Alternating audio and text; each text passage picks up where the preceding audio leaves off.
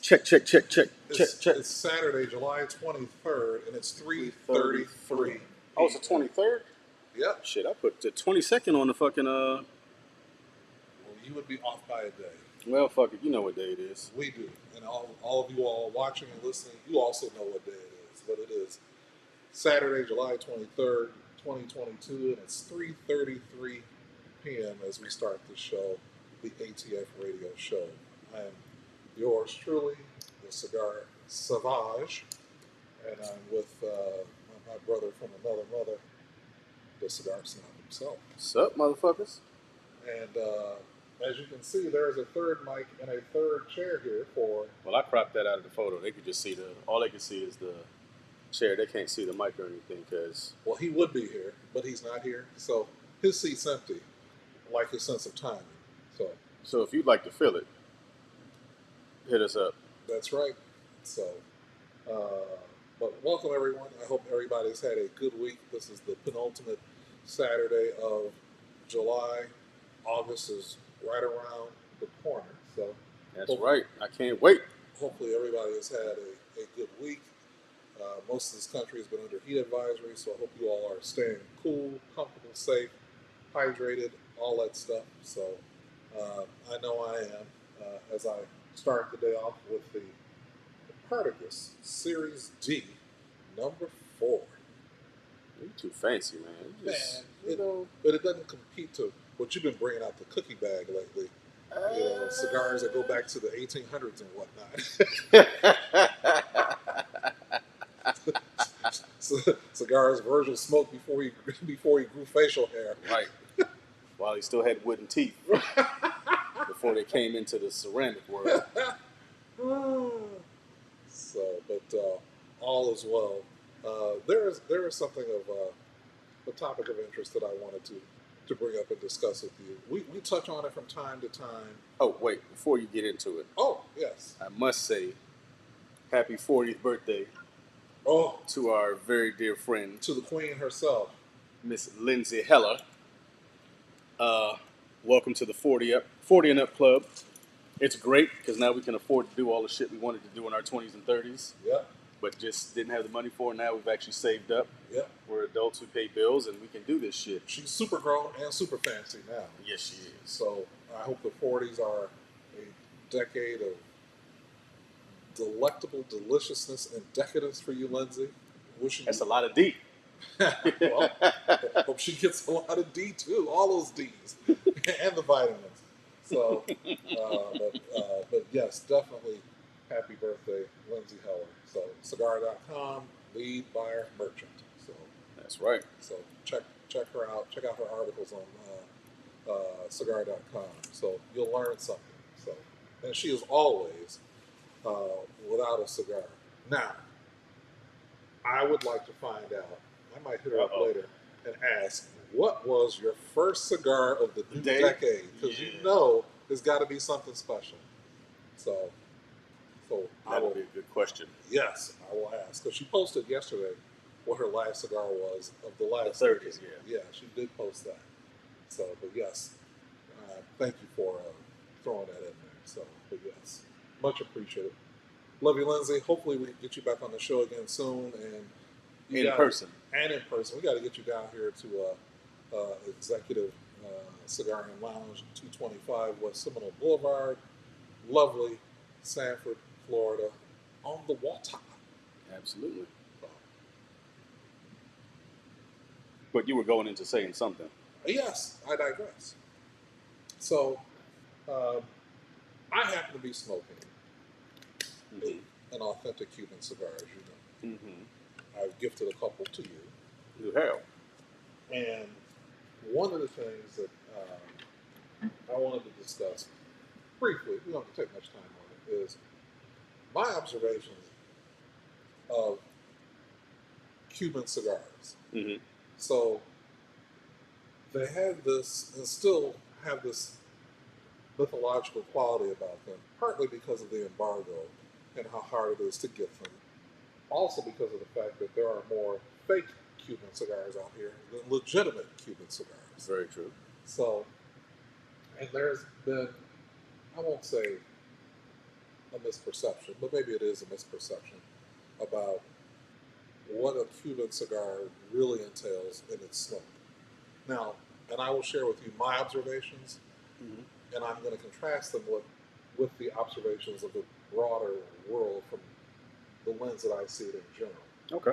So from the outside looking in, when I hear people and when I heard people talk about Cuban cigars as I started my cigar journey, they talked about how there's this the origin and basically the Garden of Eden of all tobacco, and how it's where you get the strongest, most flavorful, most bold cigars, and that's what makes them special.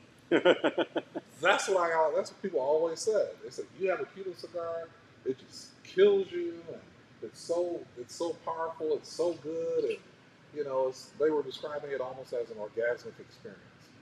And how was your first Cuban orgasm? I didn't have one. Left you lacking. It did. It did. My nut didn't bust. The reason is because, and again, my experience. Tell me if I'm wrong. Authentic Cuban cigars are not necessarily. Yes they have Maduros and everything else, but authentic Cuban cigars, for the most part, are cigars of medium to mild flavor They're known for their balance. They're and known for their consistency. consistency, and they're known for their creaminess. Not necessarily a powerhouse cigar or a strength cigar where it's going to be a full Maduro and you're going to get a headache or those things. No, Hmm. it's known as a well balanced cigar, a very well constructed cigar, and a very flavorful cigar, but more so in the mild to medium realm. Now, don't get me wrong. Yes, there are full bodied Cuban cigars, Hmm. but the majority of the cigars that people enjoy, whether they're novices or they're actual cigar smokers, are going to be in that mild to medium realm. Yes, and that has definitely been my experience, and it's my experience right now smoking this particular cigar. Hmm. It has been my experience when I went to Cuba and smoked cigars there. I still had some expectation in my head that I'm getting these, right from the sheds, and they're bringing them right to the table. They're rolling right there. I'm going to get something that's just going to completely make me go, oh my god! But I didn't. What I got was good quality Consistent. Yeah. creaminess consistency. So, and I realized that that's what I should be expecting. And so, for those who have the opportunity to get their hands on authentic Cuban cigars, whether you get them through specific, online sources, or friends bring them back from foreign countries, or you happen to go to Cuba yourself, please do not set yourself up for failure. I That's think that's all I'm saying. I think the biggest thing is that instead of relying on enjoying themselves in the experience, people want to know what they should be getting. Yes. And when you listen to, and I will say it, the wrong people, Hmm. like if you've smoked a Cuban cigar but you haven't smoked anything else, and that is too strong for you because you've never smoked anything in your life, Hmm. you're gonna say that, oh man, this cigar knocked me on my ass, or it was too heavy, or it was really strong, or it was overpowering. But if you've never smoked before, whether it's a cigarette or a cigar, the first cigar you smoke is going to be strong. It doesn't matter how mild it is. It doesn't matter if it has elements of coffee or cream. It's still going to be a stronger cigar for you because it's your first experience. Yeah. So to kind of put weight onto what one person says or a group of people say who haven't necessarily smoked a lot of cigars or don't have any experience in smoking at all, you're putting all your eggs in one basket. Yeah. Do not expect this.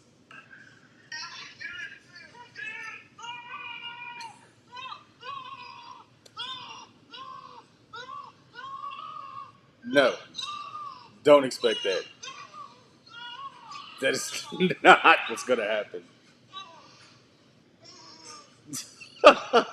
What the fuck is wrong with you?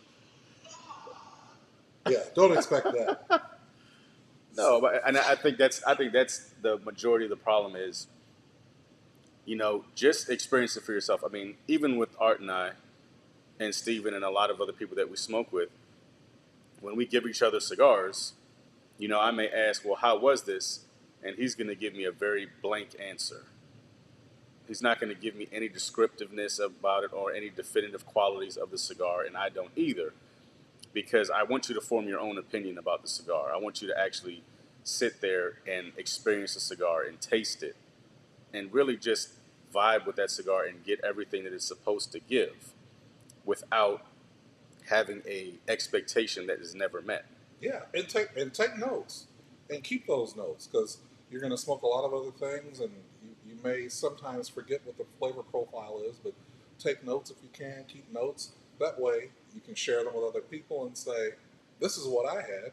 Here's my experience. Exactly. Try this cigar, and then let me know what you experienced. It may be something completely different, or it may be bits and pieces of what I experienced." And one of the great things about the cigar community, you and I do this all the time. You know my profile. Yep. I know your profile.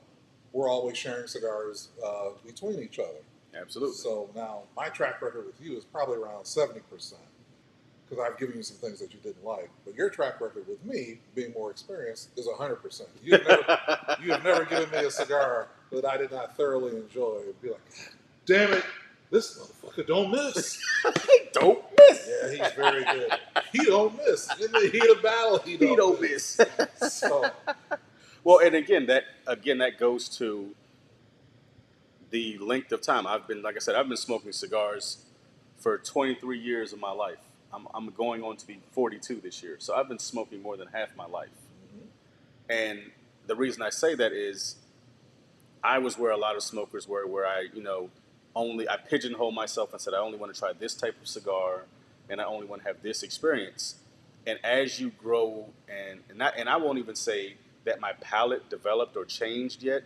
I think it was that the crux was I was around people who were cigar smokers, Yeah. who were really into cigars and enjoying that full experience of smoking the mild to the wild. Yeah. And I think in hanging out with them and in them gifting me cigars and saying, hey, we know that this isn't necessarily in your wheelhouse, or it may be too strong for you, or it might be too mild for you, but try it anyway. Yeah. And opening myself up to trying things that I wouldn't normally like. I went to a certain part of the store because that's where the mild to mediums were, and I picked those cigars. It might not be the exact same manufacturer, but I picked mild to medium cigars for a long time.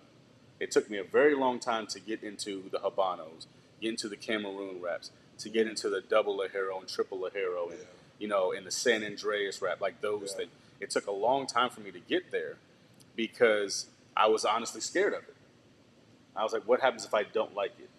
Mm-hmm. But guess what? Now I know I don't like it. Mm-hmm. But what happens if I love it? Then I get, like, if I would have done that earlier in my cigar life, who knows where I'd be right now? Yeah. Because the earlier you embrace these things and try new cigars and new blends, you find out more and more about yourself, about what you really, really enjoy as far as cigar. I'm not going to say love or like, but what you enjoy from a cigar. And from that standpoint, when you start to have these conversations with other cigar smokers, they're going to be able to put you onto other cigars that maybe your cigar shop doesn't carry. Yeah. Or maybe it's a manufacturer that you weren't particularly fond of for whatever reason. But they may say, hey, look, try this cigar from this manufacturer, and you fall in love with that cigar, and the next thing you know, you now have a new favorite manufacturer. And now you're like, I'm not going to only try that cigar. I'm going to try every single thing they make. Yeah, then you want to go through the catalog and find other cigars, absolutely, that they make, because you've identified, someone who you like, whether it's, their whether it's because of their branding or the process or whatever the case is. Like Padron, they have a very, very specific way of creating their cigars, very tight. Davidoff has their process. Fuente has their process. Matt Booth has his. Jonathan Drew has his. So they all have different ways in which they bring their expertise to bear for people who like their cigars. And the good thing is, it's better to try cigars and not like them as you go through the process of finding out what you do like. Because one of the things that I do, we both do this.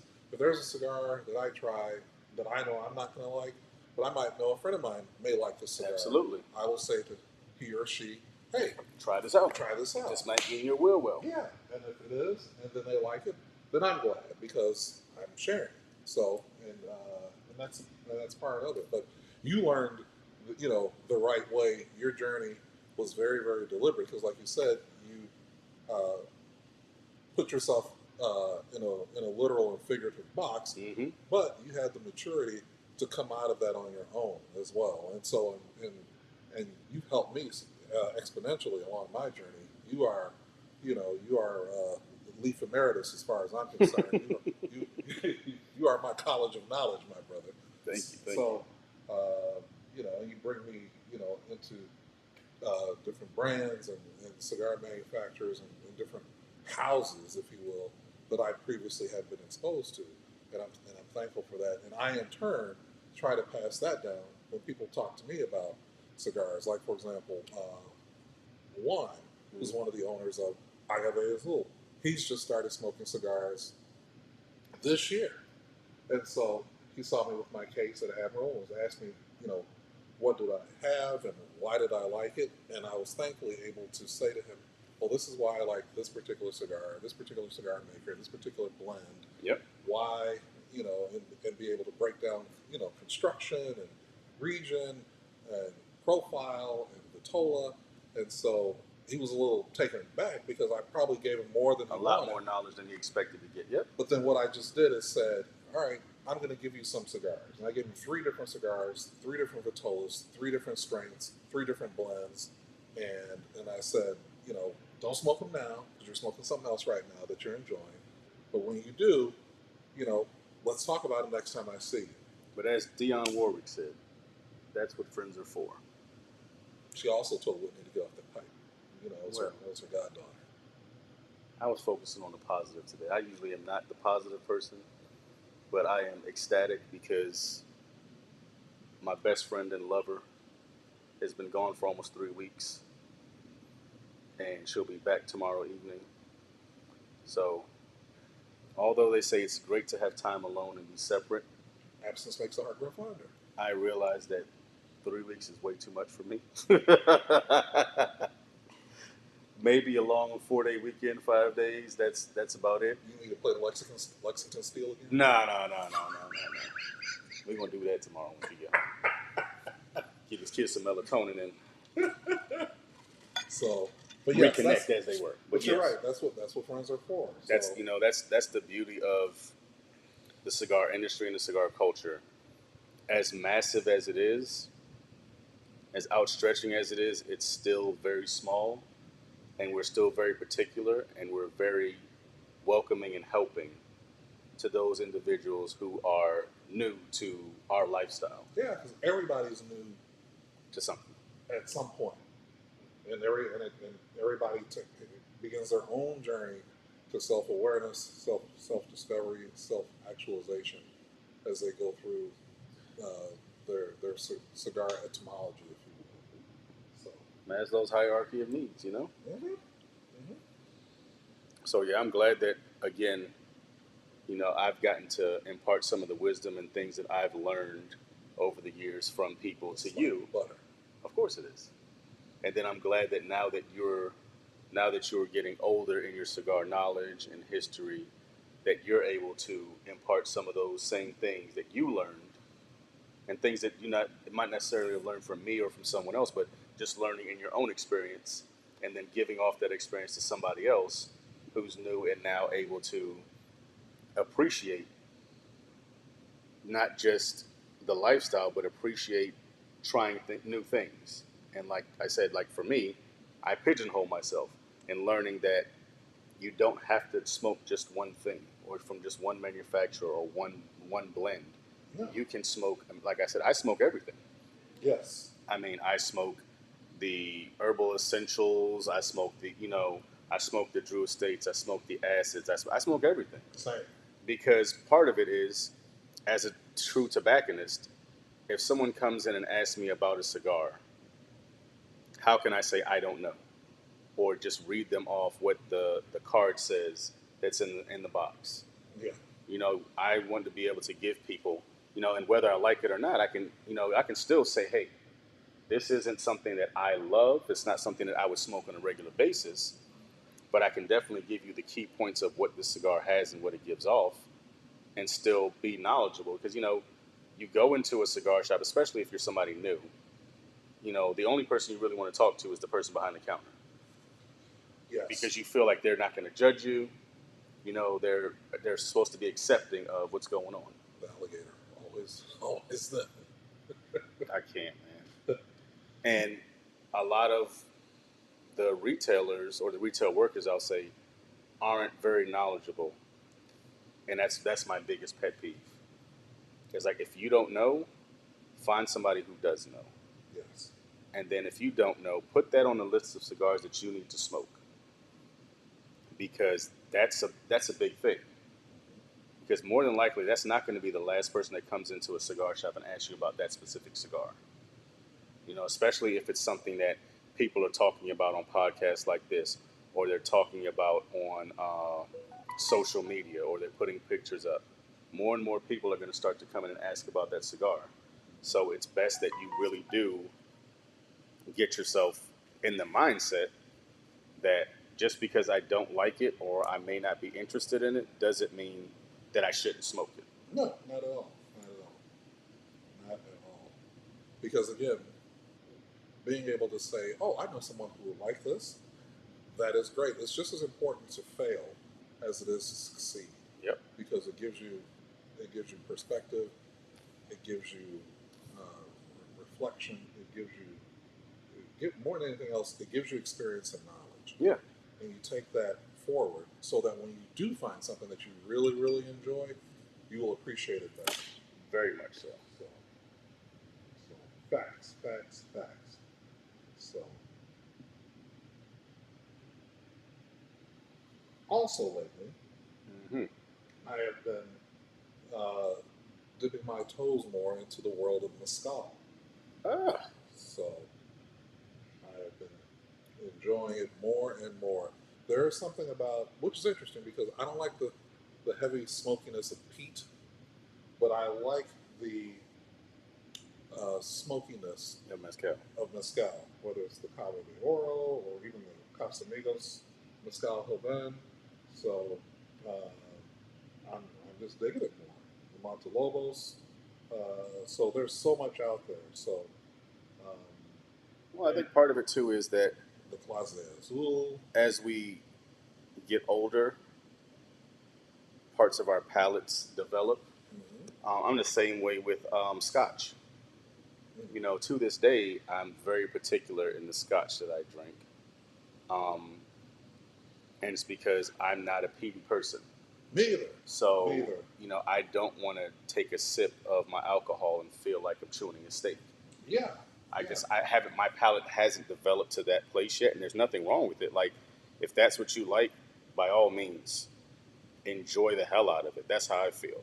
But for me, you're going to be able to drink more of what you like because my palate hasn't developed to that stage yet where I'm like, yep, this is it for me. This is what I want.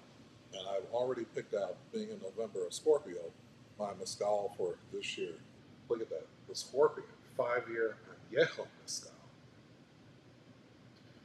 I get a hold of this bottle, we cracking that bad fella open. Doesn't that look good? That does.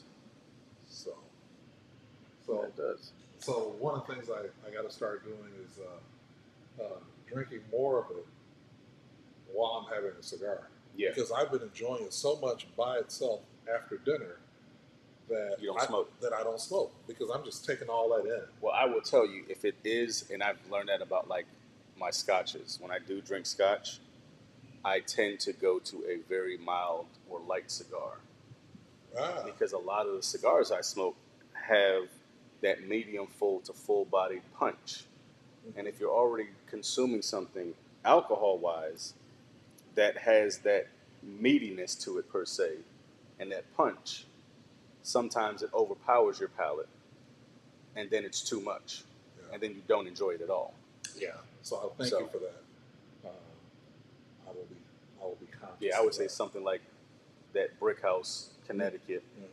Mm-hmm. Even if the strongest thing I would start with would probably be the Drew Estate Connecticut Shade.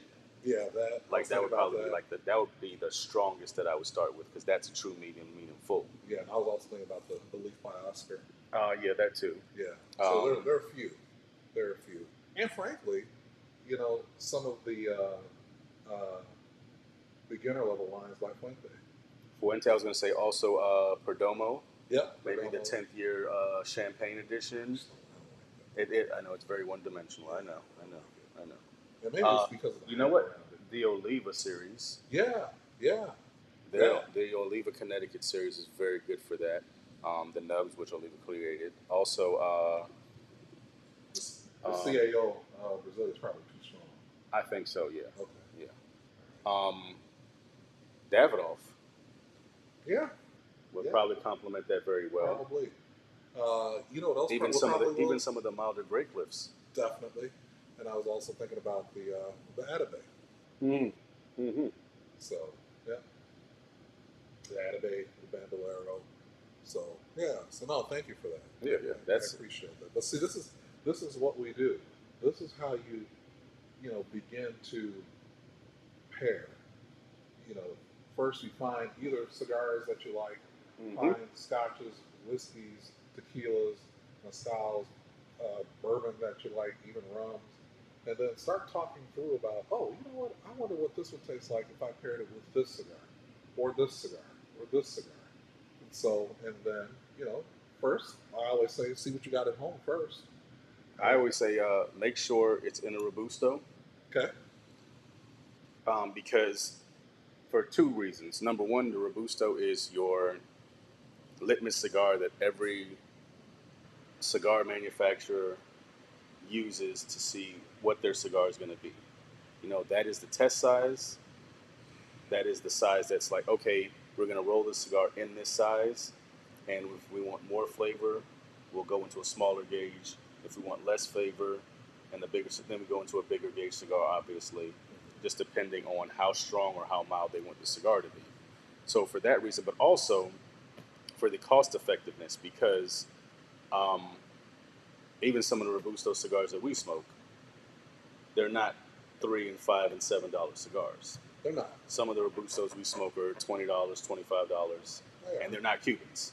No. You know, No. so for that reason I say it because if you try it and you don't like it, it's easier to switch your drink to something that you know will pair well with this because you've already done it before than it is to put that cigar down and try to find another cigar because you've already started your palate. Yeah. Your palate's already coated almost with that flavor. Yeah. So it's easier to take a little sip of water or get a little bit of Coke, clean off your palate, and then pick another liquor to drink with that cigar that you already know about. Yeah, because I'm needy and I'm greedy and I'm stingy. Once I get a cigar going that I like, I'm not putting it out. Right. I'm smoking it down, to the nub, to the white meat showing. So, and then you don't want to have that mix of, because that cigar doesn't meld well with that type of liquor you're drinking, and now it tastes good when you're smoking, and then when you go to take a sip, your whole palate is just ruined and it's off. And then you're like, and aesthetically, it's easier to change up your drink anyway. Absolutely. Yeah. Absolutely. So, let's touch on something that happened to me earlier this week, gun related. mm-hmm. It was weird. It kind of happened in slow motion, and I found it interesting, and it's kind of stuck in the back of my head. So I stopped at Wawa's earlier this week. I don't know if it was Tuesday or Wednesday, to get gas. Mm-hmm. And I'm in the middle of the array of pumps, first position. So just before I step out of my car, a gentleman to the right of me gets out of a car from the driver's side. I couldn't tell if he was in the back or in the driver's seated position. And as he walks around, he walks in front of my car, and he just turns and looks at me. And I look at him. I didn't get out of my car, and he's pulling up his pants. And as he pulls up his pants, he's looking at me, and he raises his shirt. And I see he's carrying. And I just looked at him and I thought to myself, do I need to put my car in drive, in case he's about to do something? But he didn't. And then he just turned his head and then he walked to another car that was parked and he got in that car. So I thought it was odd that he got out of somebody else's car to go to his car that was parked at a pump. And it was just odd to me that in the midst of him fixing his pants, he felt the need to flash that he was carrying. Well, No words were said. in my world, that is what we call contact. It's And like, I don't. So here's the thing: being on the military side of things, we always say you don't pull your weapon or show your weapon unless you're planning on using it. that's So that would have put me in a defensive posture, and immediately, and you know me, like you see my truck, my gun is literally right there, I do. right next to my steering wheel. I do. So for me, that would have. I'm kind of glad that happened to you because you're a lot more calm, cool, and collected than I am. Because my mind goes somewhere different. My mind goes automatically into this person is thinking about doing something or has already committed the thought and is going to do something. Yeah, it was And at just that point, it would have been literally just kicking the door out and engaging right there. Because that automatic, I'm in fear for my life. it was And just so it's not odd. as, and I'm not saying it as a joke Yeah, or as a line to say. If you show me a weapon, I think because the way I am is if I show you my weapon, that means I'm not even I'm thinking about it. That means I'm going to use it. yeah, If I pull my shirt up, if I pull my pistol out and it's in my hand, it is ready to use. So the fact that you do those things, and that's why I tell you, you don't know who you're walking against or you don't know who you're walking up to. Be very careful about what you do because it could be your last move. And it's not meant to be in a threatening way. It's not meant to be in a, oh, I'm a badass and I'll fucking kill you. Wait, no, that's not it. You don't know people's life experience. you don't. Because, I mean, and here's the other thing. What happens if you were an off duty cop? Yeah, That wouldn't have been, that would have been immediate contact. yeah, Because if you're, and I'm not defending police officers or anything like that. Don't get, that's not my position. We all know that. The good ones, yes.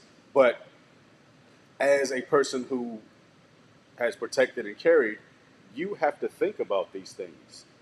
You can't necessarily, you might think it's cool or it's funny, but again, there are people who are trained that when A happens, B is the next logical step, and it's not even necessarily logical. It is B is the next step. it's the only There is step. right. There is no. Let's think about it. There's no Venn diagram, or in the books, the fantasy books we used to read in school, it says, "Oh, do you want to chase the dragon, or would you want to go down the other path?" There is no. It's one line.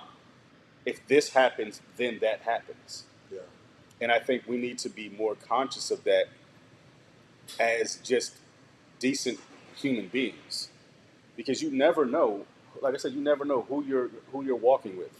yeah. It You was never just know who in your surroundings, yeah. and It that was could have been a situation that could have gone completely left. yeah, because he's walking right in front of my car, and I was still in drive with my foot on the accelerator and on the brake, Right. and Yeah. I'm thinking, you know, Just run his ass over. do I just run him over? You know, so and he wouldn't have had time to react because I mean he was literally, inches from me. I could have just hit him, flattened him out, and then handled business from there. Yeah. But it was one of those things where you know how your brain synapses slow everything down. Everything slowed down, and I don't know what made me track him as he was walking across. But like my eyes just reverted because it's odd that somebody walks from one pump in front of you, and then he winds up going to his other to the Another vehicle, vehicle. another vehicle, another pump. So, but yeah, but it just made me more conscious and aware of, like you said, you don't know who's out here, you don't know what other people's motivations are, but it just put me in a mindset of I have to, I have to, I have my carrying concealer. I need to use it more. There's no. This is my thing.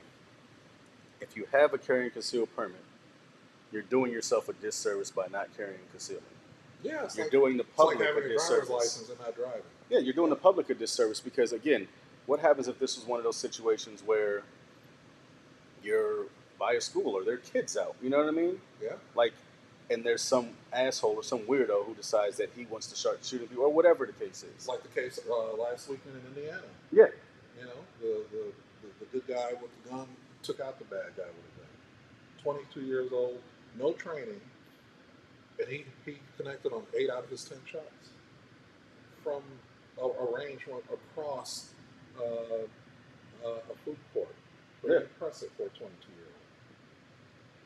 So, But it's one of those things where I always say like I'd rather have it and not need it than need it and not have it. Because you like this world is crazy now. You never know what you're walking out your door to, and you don't know if you're gonna come back home. yeah, Like that's always my goal. I've got 4 daughters. Like my goal is every day that I talk to them, every day that I see them, and I say goodbye. I'm not saying goodbye forever. I'm saying goodbye for the day, and I'm coming back. hmm And it's that thing like I have to come back home. yeah. And as black men in America, the moment I step out of my home, my first thought is to get back home safely by any A hundred means percent. by any means necessary. 100%. And those that I'm around interacting with, to do my best that if something happens, that I can protect myself and them as well. Absolutely. So, but you know, post call, I want to talk to you about situational awareness around not only carrying, but when I'm seated in my vehicle, where's the best place to, to have my gun? Because in that situation, sitting down in the car, In your cup holder. Like I actually have on my truck. I actually have where my key fob goes, hmm and it is the exact length of the barrel to the trigger guard. So my weapon fits directly in there. It does not move, shake left or right. It's perfect size for it. So it's literally I just if anything happens, my hands off the steering wheel and it's on the weapon. oh, that's something you had installed? No, no, it's standard. It's the key fob holder for my truck. Oh, So it's just there. oh, For perfect. but usually it's a cup holder, hmm or they have there's a couple of sites that make magnetic uh, magnetic holsters. Okay. So it's literally just a large magnet. hmm They have industrial super glue on it. You put it to the side on your Driver's side door. no, not the door, the actual center console Oh, okay. on the side, Yeah. and it's just there. Okay. So you can literally just grab it and take it off. Yeah. And I feel like I'm additionally exposed because I have a drop top convertible too. Yeah. So, So I would say for you, I would say honestly, it'd be the cup holder okay. because it'll fit right there. You got 2 cup holders. It'll fit right there. It's easily Yep. just you just literally take your hand off the wheel and you go here and you have it. Gotcha. Okay. That Yeah, I whole thought about the cup holder. I thought about that side pocket that I have.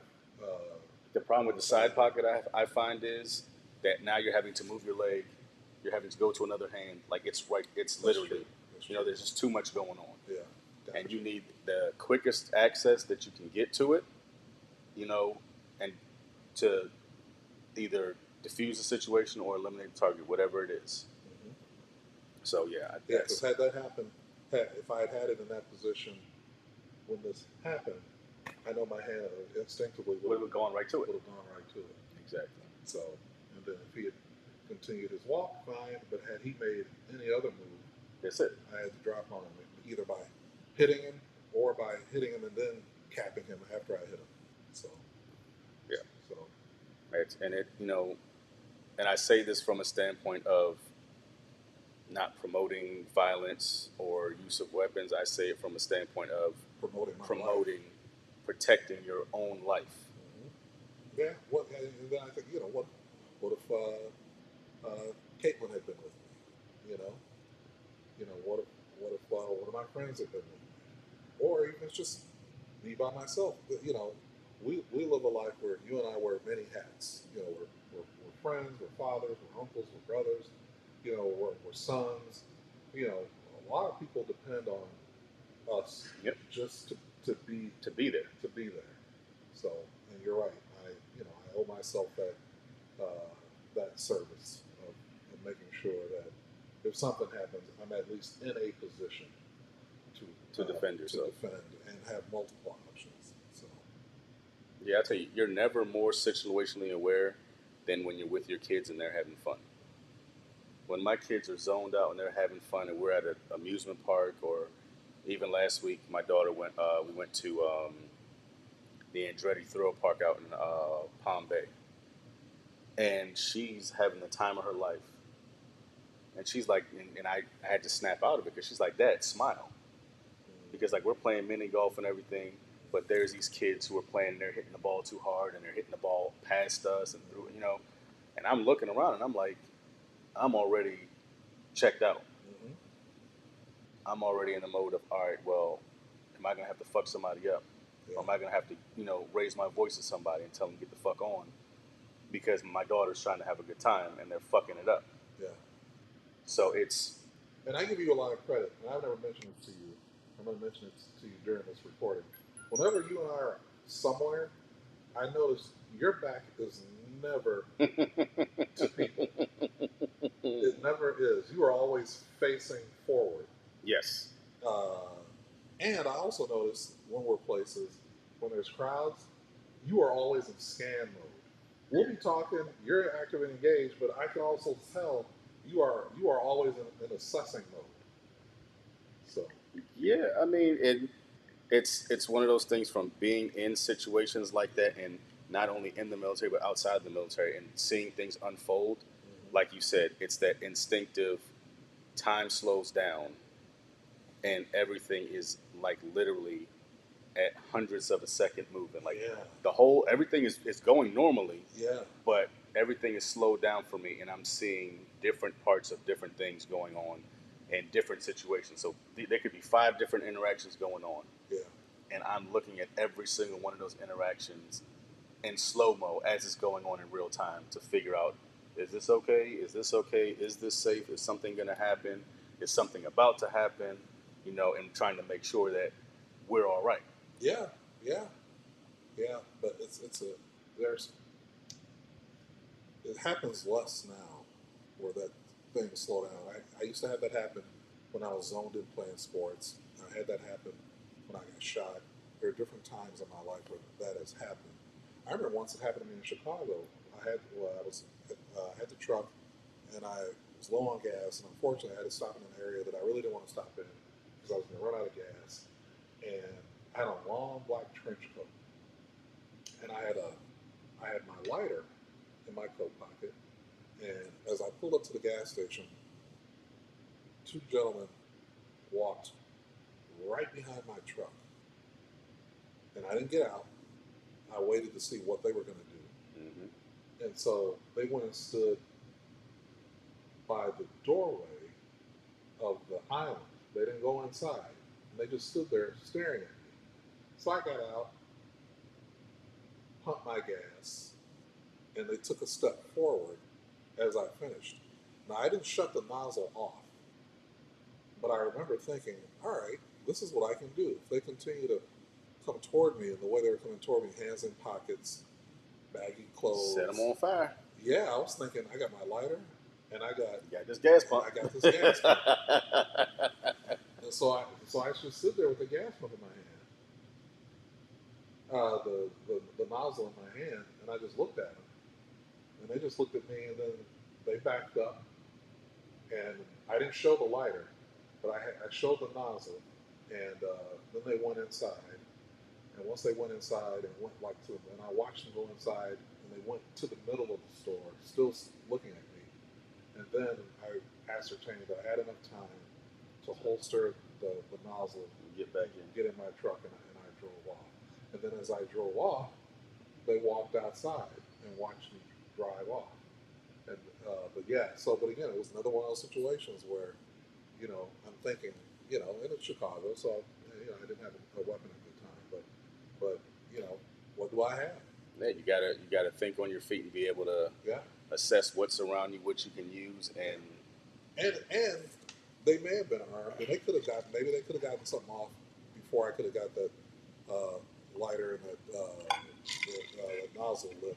But still, with a flamethrower, they can't see, and That's true. I can spray and clear the field with that bad fella. So, but I was ready then. So And it is sad that we still have to be like that in this day and age.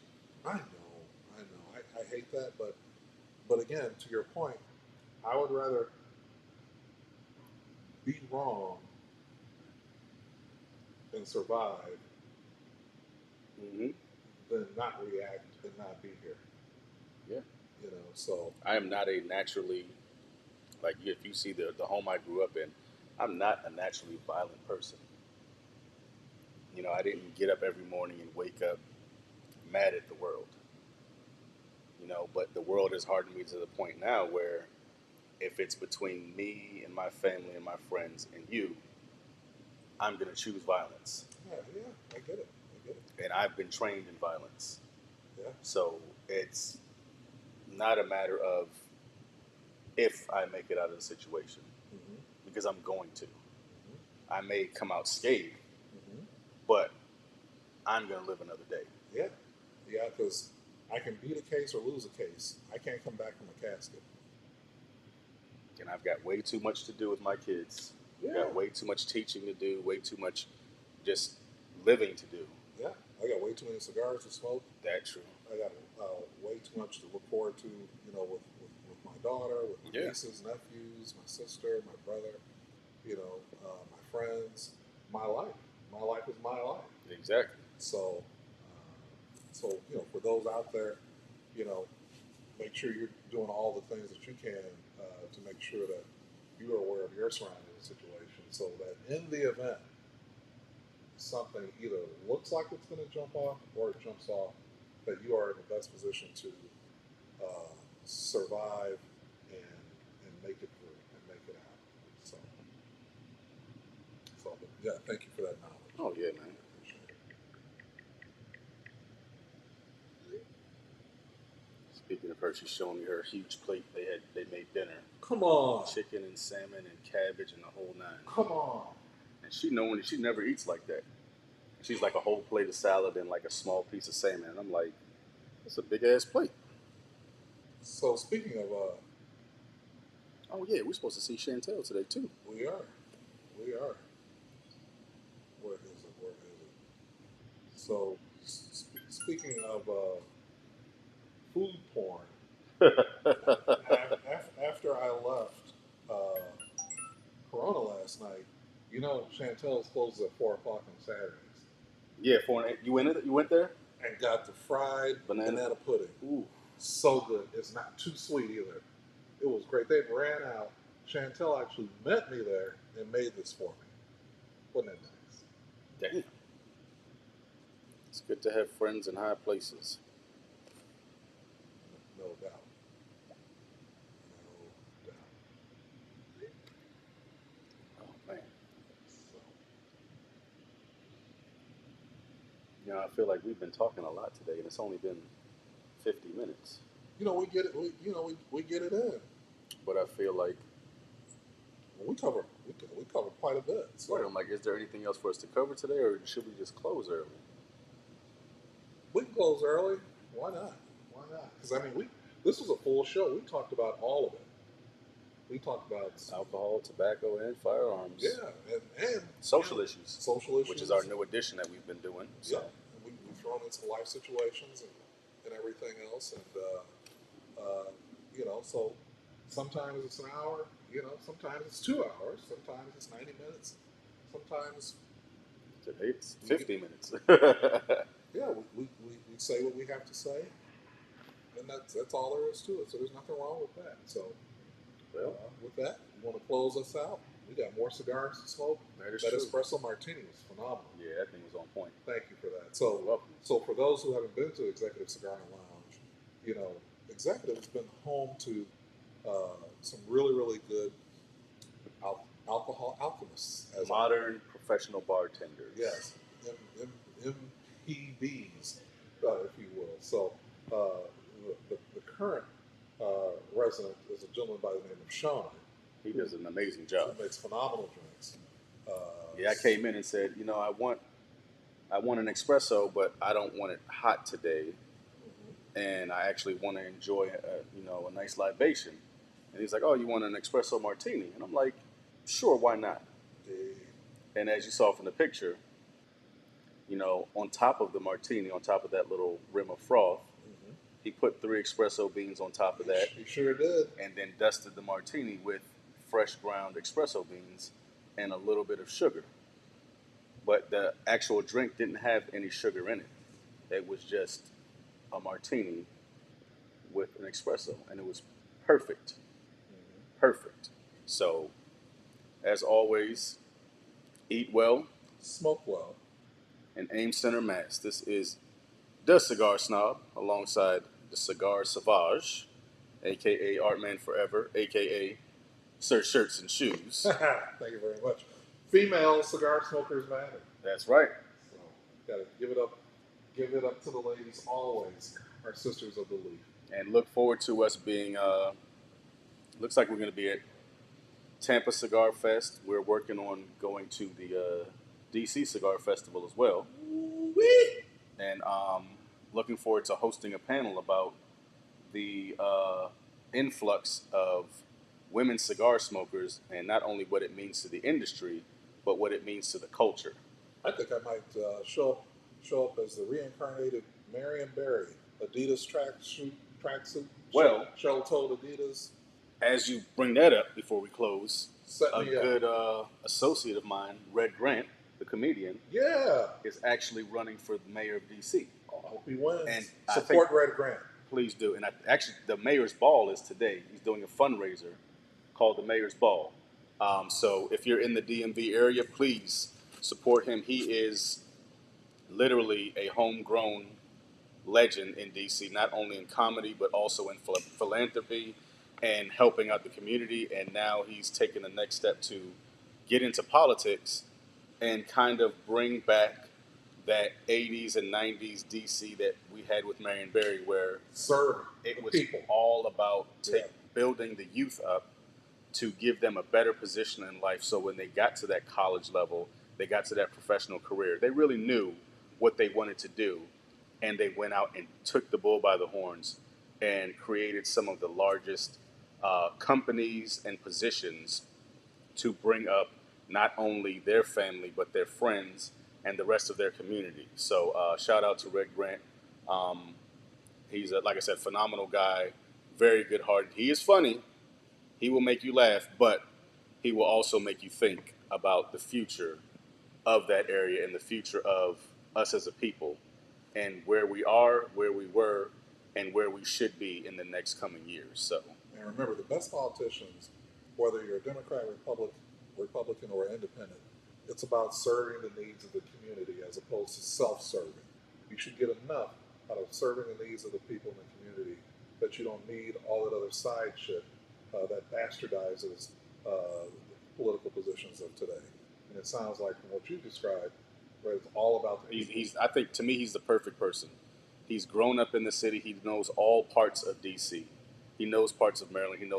He knows everything about that DMV area, and he's engrossed in it. He's lived there his whole life.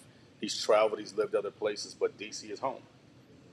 And a lot of these situations, you need that person who was born in that area, who grew up in that area, grew up through the school system, through all the politics, through all the mess that was on, and knows these are the right things and these are the wrong things, and they know how to navigate both worlds. So good luck to him, and we will see you next week for another great edition of the ATF Radio Show. Smoke well and enjoy this weather if it doesn't rain. Hopefully it stops and won't come back for the rest of the day so we can sit outside and enjoy some more cigars and some more martinis or something a little stronger, depending. Talk to you. Be safe. We out.